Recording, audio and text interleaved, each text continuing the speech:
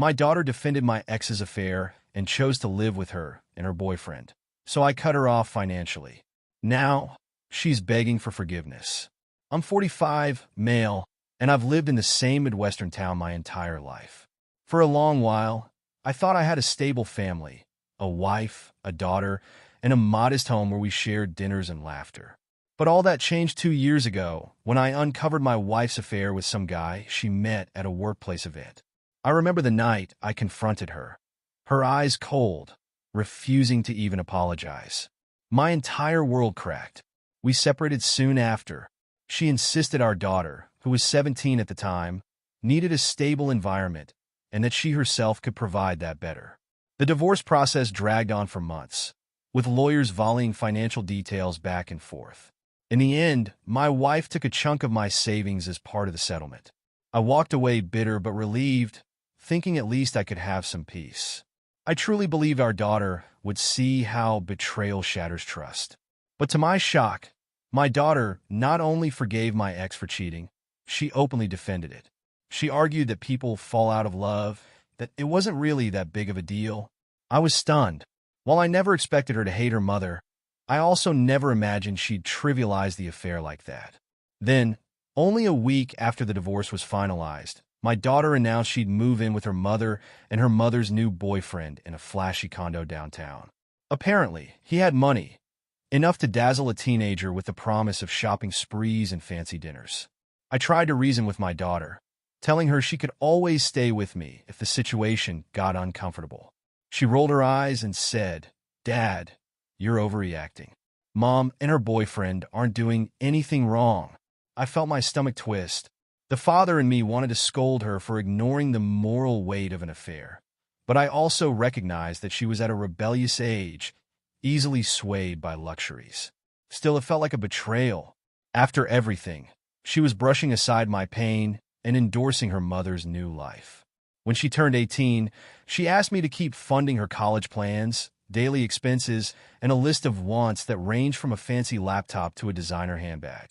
My fatherly instinct was to help, but something in her tone, an almost dismissive expectation that I'd cough up money, stung. So I laid down a boundary. I'd pay for tuition, but only if she was living responsibly and not disrespecting me at every turn. Her face twisted in frustration, and she accused me of being controlling.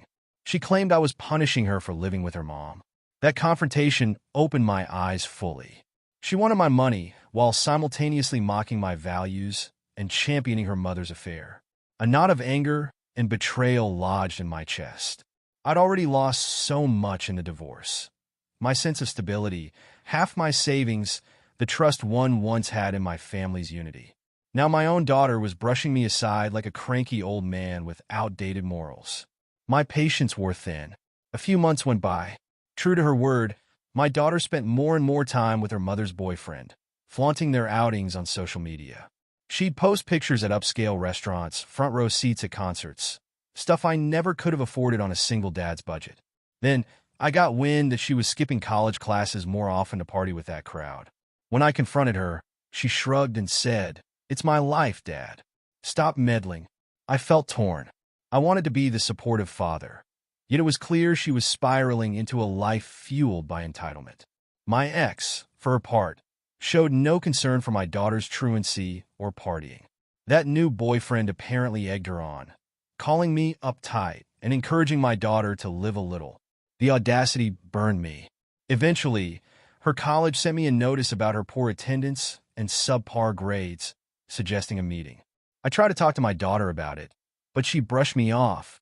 "None of your business," she snapped. I reminded her that I was paying for her tuition. Her eyes flashed with anger, and she said, "You owe me that much. Isn't that what a father's supposed to do?" That was the straw that broke me. I'd spent 18 years raising her, yet she spoke as though I was just a walking wallet, obligated to fund her life choices without question.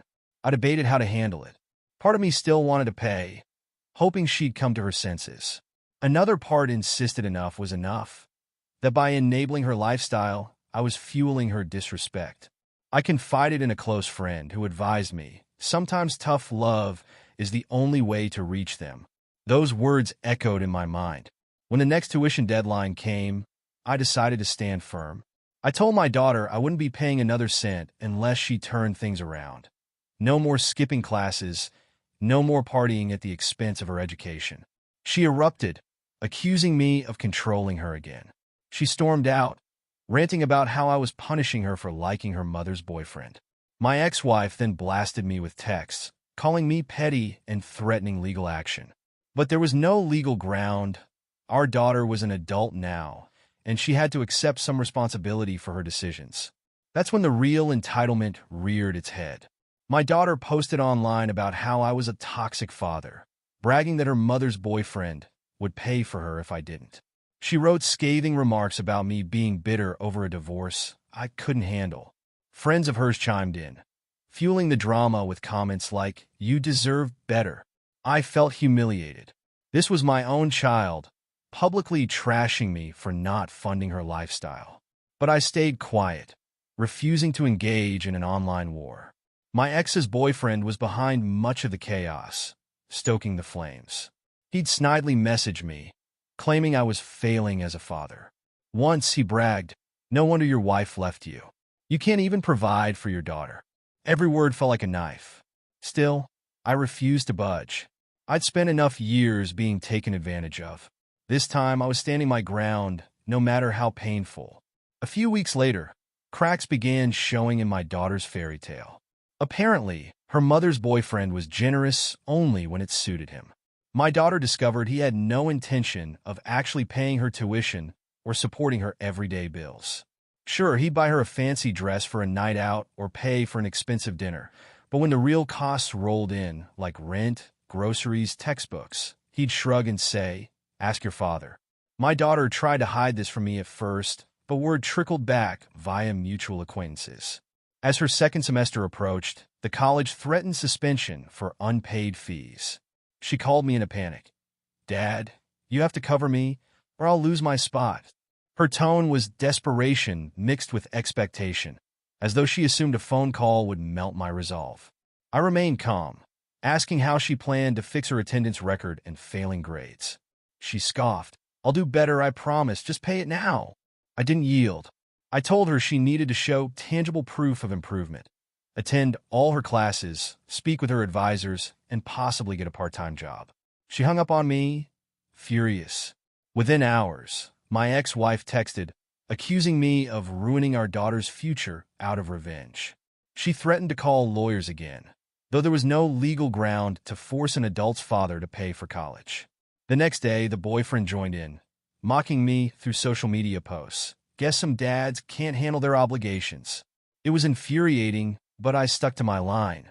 This wasn't about vengeance, it was about boundaries. Another month passed, and I learned my daughter had indeed been suspended due to non-payment. She moved in full-time with her mother and the boyfriend. My ex tried to spin it. "She's better off here anyway. We could find her a new path." But I saw my daughter's social media posts. They showed frustration, late-night partying, and not much else. It seemed her life was unraveling. Then, out of nowhere, she showed up at my doorstep one afternoon, trembling on my porch.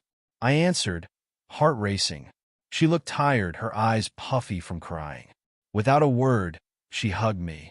Confusion and hope swirled inside me. I invited her in, and she broke down, spilling all the details. How the boyfriend had become increasingly controlling, how her mother sided with him on everything, and how they both blamed her for any inconvenience. The freedom and glamour she enjoyed at first had morphed into a stifling arrangement where the boyfriend would only pay for what he chose. She said, tears rolling, "I miss just being able to talk to you without screaming matches."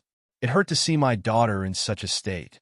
I sat her down, made some tea, and let her vent.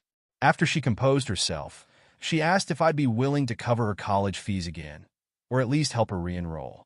My heart ached to say yes, but I remembered the months of disrespect and how I'd let her words and actions slide.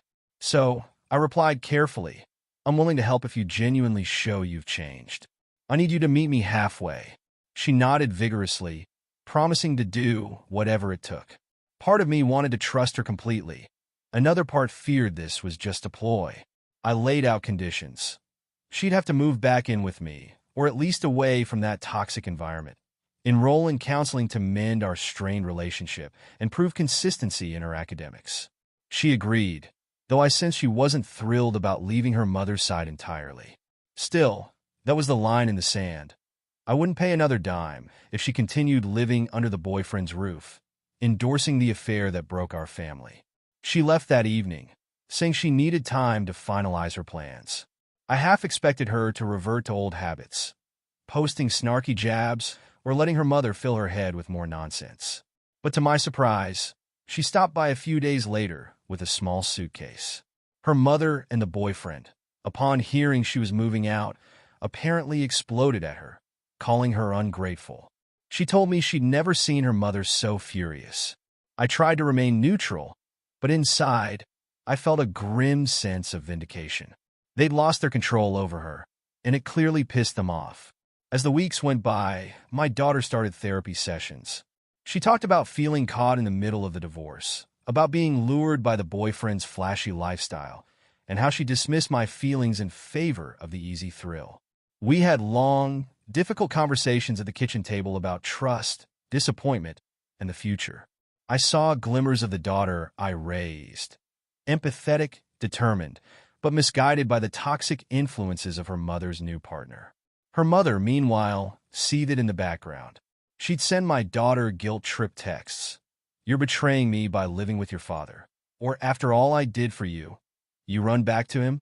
The boyfriend occasionally hopped on her phone, hurling insults at me or my daughter. But she stood firm, ignoring them for the most part. I made it clear to her, if at any point you want to reconcile with them, that's your choice. But I won't pay for anything if you return to that environment. She understood, and for once, she didn't accuse me of being controlling. She saw the distinction. I was protecting my boundaries, not punishing her out of spite. We re-enrolled her in a nearby community college. She took a part-time job at a local bookstore to contribute to her own expenses, a symbolic step showing she wasn't just expecting me to foot every bill. In her second month back home, she finally apologized face-to-face. "Dad, I'm really sorry for defending that affair. I realize how painful it must have been for you." Hearing her take responsibility for siding against me was a weight off my shoulders. I told her, "I accept your apology. Let's move forward together." Her mother's attempts to sabotage our progress didn't stop. She'd threatened to take me to court for something or other, but my lawyer assured me we were fine. My daughter was 18, so custody wasn't an issue. The boyfriend's influence waned. He'd occasionally post cryptic statuses online, accusing me of stealing my daughter back, but nobody took it seriously. In time, my daughter and I found a new rhythm, one built on honesty and mutual respect. She started performing better in her classes, and though it wasn't immediate, our home life stabilized. She told me one night, tears in her eyes, that she understood now how an affair can fracture a family. "He's a manipulator," she said of her mother's boyfriend. And I didn't see it because I was blinded by all the fancy stuff. I didn't lecture her further. I'd promised myself to remain supportive. People can make mistakes, especially young adults struggling with family upheaval. The key was seeing genuine remorse and a willingness to improve, both of which she showed. In the end, cutting my daughter off financially was the wake-up call she needed. It forced her to realize respect isn't a one-way street, and that I wasn't an endless ATM to be exploited while she defended the very betrayal that nearly broke me. The mother and her boyfriend faced the full consequence of their entitlement. They lost the ability to control my daughter's future. Meanwhile, I found closure, seeing my daughter come back to me with humility and a renewed bond. Now we're taking it one day at a time. She's not perfect, and neither am I. But we're communicating openly,